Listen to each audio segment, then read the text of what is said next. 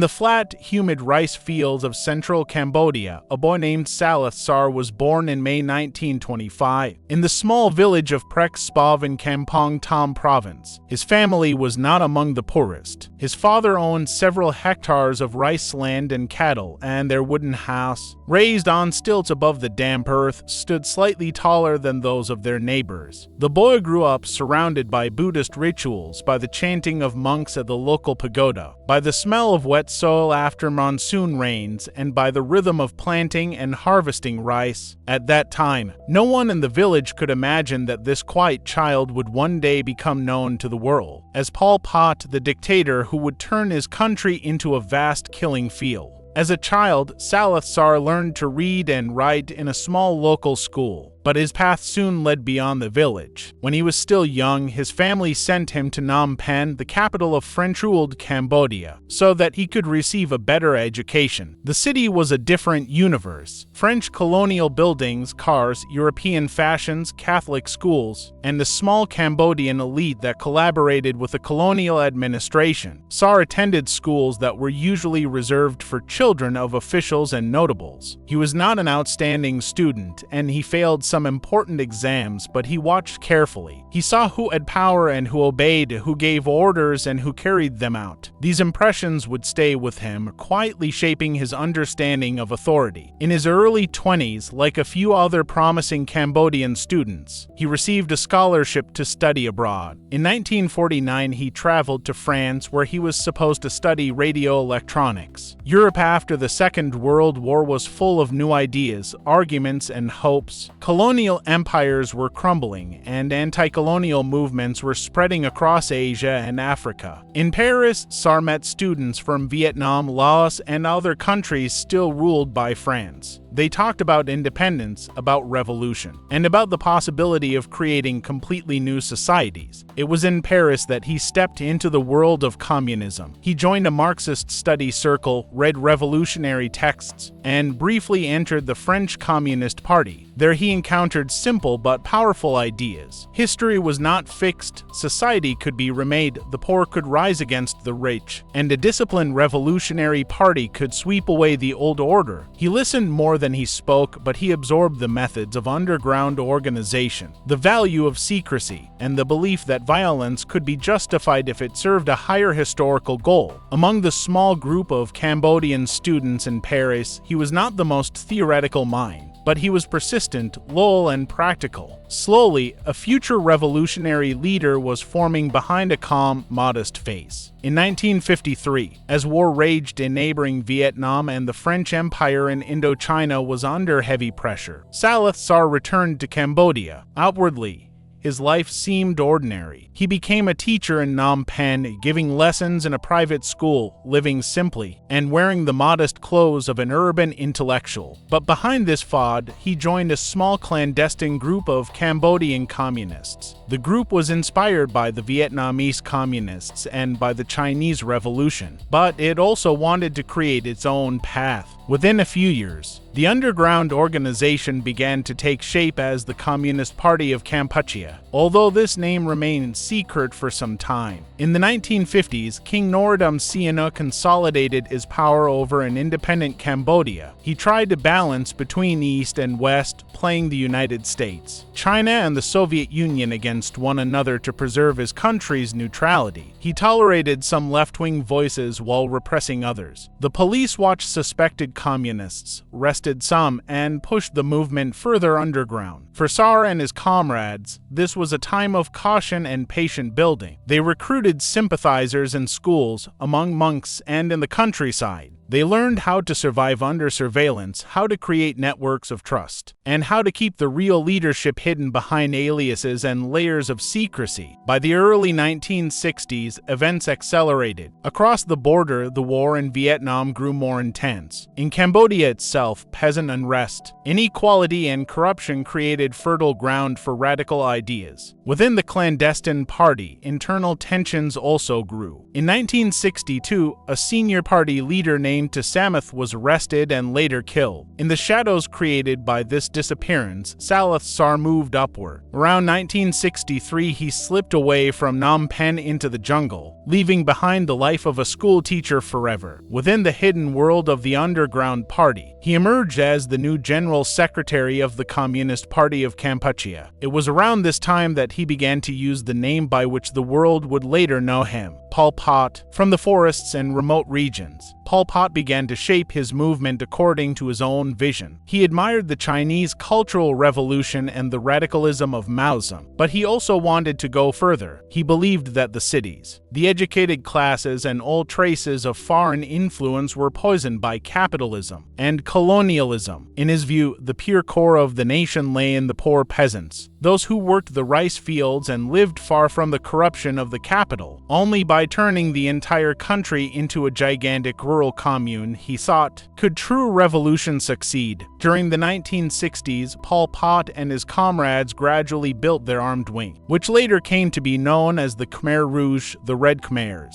They organized cadres in villages, encouraged small uprisings, attacked police posts, and slowly expanded their zones of influence. The government responded with repression, which often hit villagers harder than the actual guerrillas. Each harsh reaction by the authorities gave the underground movement new recruits and fresh grievances to exploit. In 1970, a dramatic event transformed the balance of power. While King Sihanouk was abroad, General Lon Nol seized power in a coup and established a pro-American regime. The king, suddenly overthrown, turned for support to his former enemies. From exile, he called on the Cambodian people to join the Maquis and fight against Lon Nol's government. For millions of peasants who still loved the king, that call was decisive. When they joined the armed resistance, they entered zones controlled by the Khmer Rouge, often without understanding the true nature of the movement that received them. The civil war that followed was brutal and chaotic. The United States bombed Cambodian territory heavily, trying to destroy Vietnamese and Khmer Rouge positions. Entire villages were destroyed, and many civilians were killed or displaced. In the countryside,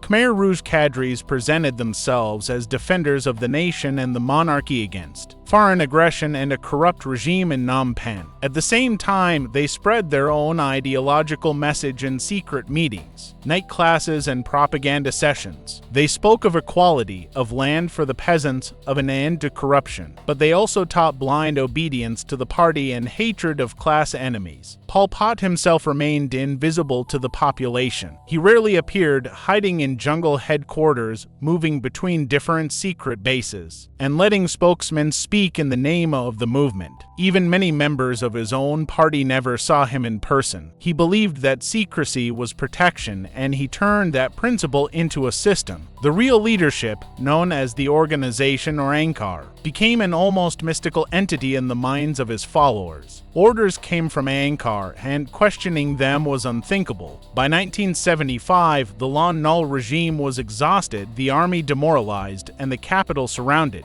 On April 17, 1975, Khmer Rouge forces entered Phnom Penh. The city had swollen with refugees during the war, and its hospitals were full of wounded and sick people. Many residents initially greeted the black-clad guerrillas with relief, imagining that the war was finally over and that peace had arrived. They did not know that for Pol Pot and his inner circle this was not the end of war, but the beginning of a radical social experiment. Within hours, loudspeakers and armed cadres announced that the city must be evacuated. People were told that the Americans might bomb Phnom Penh, that the evacuation would last only a few days, and that everyone would be allowed to return later. In reality, the regime had no intention of letting the population come back. The entire city was emptied. Hospital patients were pushed onto the roads, old people, pregnant women, children, and the wounded all had to walk under the sun, leaving behind their homes, belongings, and dead. The long columns of people marched into the countryside, not knowing that many of them would never see the capital again. For Pol Pot, this moment was year zero. He believed that the old Cambodia needed to be wiped away, that history should be restarted from nothing, and that money, private property, markets, religion, and traditional family ties had to be destroyed or reshaped. The new state was called Democratic Kampuchea, but in reality it was a rigid one-party dictatorship where all power flowed from the secretive organization and at its center from Pol Pot himself. Under the new regime, the entire population was divided into categories. Those who had supported the revolution from the beginning, especially poor peasants, were considered the most trustworthy. City dwellers, intellectuals, former officials, and anyone connected to the previous government were treated with deep suspicion. People were forced into cooperatives and labor brigades. They worked from before dawn until nightfall in rice fields, on irrigation projects, on dams, and in the construction of canals.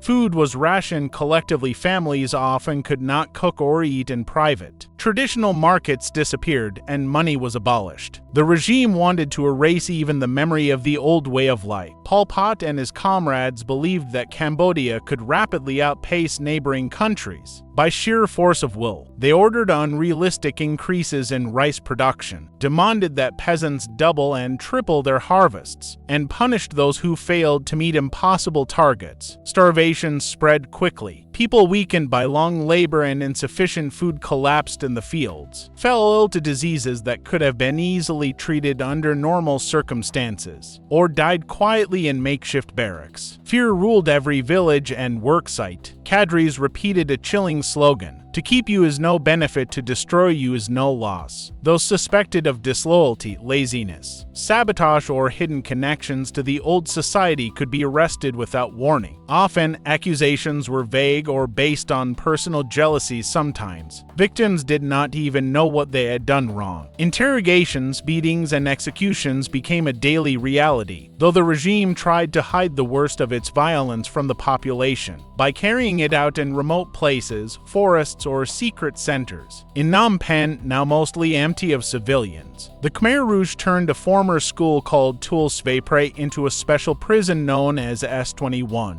There, suspected enemies of the revolution, former officials, intellectuals, military officers, and many members of the party itself were interrogated and tortured into making confessions. They were forced to admit imaginary plots, foreign connections, and sabotage. After signing long confessions, they were taken away, usually at night, to a nearby execution site known as Choang Ek. There, they were killed and buried in mass graves. Very few prisoners of S21 survive. Across the country, similar, though often smaller, patterns repeated themselves. Local cadres organized prisons, re-education sites, and killing places. People were beaten, humiliated, starved, and executed. Some were forced to denounce their own relatives or neighbors. Teachers, doctors, monks, and people who spoke foreign languages were especially vulnerable, because the regime believed that education and contact with the outside world made people dangerous. Even wearing glasses could be seen as a sign of suspicious intellectualism. At the same time, Pol Pot's paranoia grew. He believed that enemies were everywhere, including within his own movement. He accused cadres of being agents of Vietnam, the United States, the Soviet Union, or the CIA. Entire regional party structures were purged. Leaders who had been with him for years were suddenly recalled to Phnom Penh, accused of treason, and eliminated. The circle of people he trusted grew smaller and smaller, and the atmosphere in the leadership became one of constant fear. Pol Pot's personal life remained mostly hidden from ordinary Cambodians. He married a woman named Kupanari, an educated woman who had studied in France and who initially shared his revolutionary ideals. Later, as illness affected her mind, he formed a relationship with her younger sister, Kuthirith,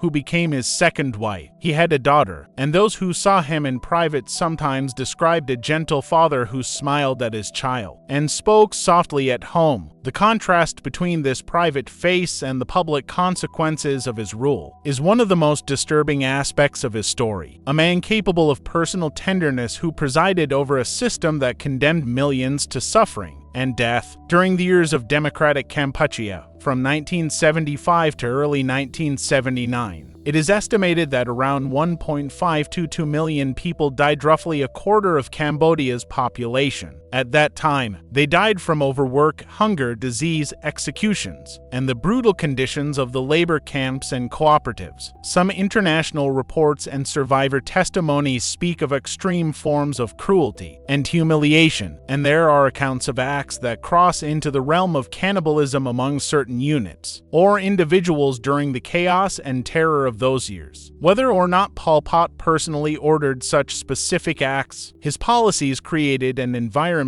where human life was stripped of value and where the most basic moral boundaries were repeatedly violated. Externally, Pol Pot's regime was also at war. Relations with neighboring Vietnam deteriorated quickly. Although both governments were communist, deep historical tensions, border disputes, and ideological differences drove them apart. Pol Pot's forces attacked Vietnamese villages along the border, killing civilians and claiming that they were protecting Cambodian territory. Inside Cambodia, he launched violent purges against people accused of being Vietnamese agents, including many ethnic Vietnamese and even Cambodians with supposed Vietnamese ties. The conflict escalated into open war. For a time, Pol Pot believed that his revolutionary will and the loyalty of his cadres could allow Cambodia to stand against much larger neighbors. But by late 1978, Vietnam had decided to act decisively. Vietnamese troops, together with Cambodian dissidents who had fled Pol Pot's purges, launched a full-scale invasion. The Khmer Rouge army, weakened by internal purges, poor logistics, and a collapsing support base, could not stop them. In January 1979, Vietnamese forces entered Phnom Penh. The leaders of Democratic Kampuchea fled toward the western part of the country, near the border with Thailand. Pol Pot's regime had lost the capital and the formal control of the state. But the story did not end there. From bases in remote jungle zones and from camps just inside or near the Thai border, the Khmer Rouge continued to fight as a guerrilla movement. In the complicated international politics of the Cold War, some foreign powers, hostile to Vietnam and suspicious of its alliance with the Soviet Union, allowed support to flow indirectly to anti-Vietnamese forces, including remnants of Pol Pot's movement. For years, the Khmer Rouge retained a seat in the United Nations as part of a coalition opposed to the Vietnamese-backed government in Phnom Penh, even though the world already knew that they had presided over mass killings. In these years of guerrilla warfare, Pol Pot lived a life of secrecy,